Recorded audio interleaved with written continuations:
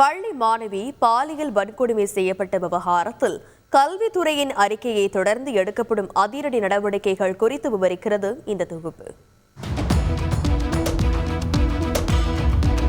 பள்ளியில் தங்களது குழந்தைகள் பாதுகாப்பாக இருப்பார்கள் என்ற நம்பிக்கையில்தான் பல பெற்றோர் தரமான பள்ளி எது என தேடி அலைந்து பிள்ளைகளை சேர்த்து வருகிறார்கள்.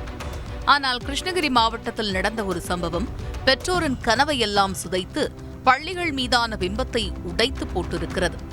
பள்ளியில் நடந்த என்சிசி கேம்பிற்கு ஆசையாக சென்ற 12 வயது சிறுமி என்சிசி மாஸ்டர் என சொல்லி வந்த மிருகத்தால் வன்கொடுமை செய்யப்பட்டதும் அவரை போல சுமார் 17 மாணவிகள் பாலியல் சீண்டலுக்கு ஆளாகி இருப்பதும் அதற்கு பள்ளி நிர்வாகமும் உடந்தை என்றால் எத்தனை கோபமும் கொந்தளிப்பும் வரும் பெற்றோருக்கு.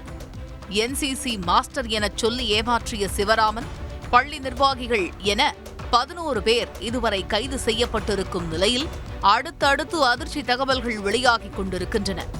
என்சிசி முகாமில் கலந்து கொள்வதற்காக ஒவ்வொரு மாணவியிடமும் தலா 1500 ரூபாய் வசூலித்து அதில் 500 ரூபாயை பள்ளியும் 1000 ரூபாயை சிவராமனும் பகிர்ந்து எடுத்திருக்கிறார்கள்.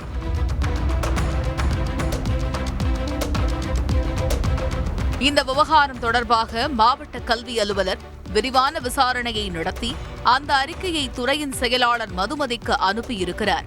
போலி என்சிசி முகாம் குறித்தும் போலி என்சிசி மாஸ்டர் குறித்தும் பள்ளி நிர்வாகத்திற்கு தெரியாமல் நடந்திருக்க வாய்ப்பு இல்லை என பள்ளிக்கல்வித்துறை உறுதியாக நம்புகிறது.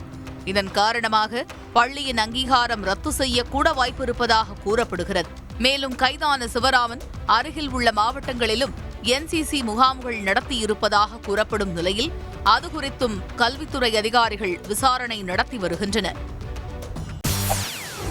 செய்திகளை உடனுக்குடன் தெரிந்து கொள்ள உடனே சப்ஸ்கிரைப் பண்ணுங்க.